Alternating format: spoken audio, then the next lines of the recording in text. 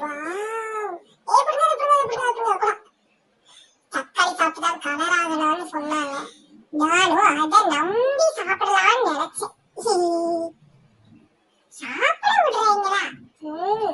எட்ட பிடிக்குதா?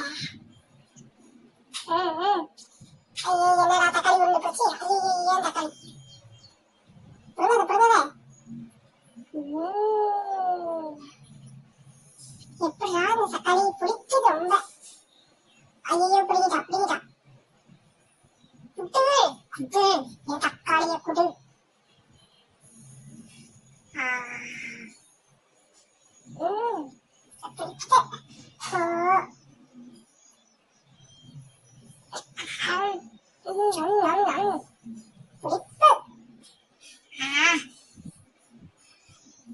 சரி எப்பயாவது கலரானா போதும்பா சாமி. நமக்கு கலர் ஆகியே தீரணும்.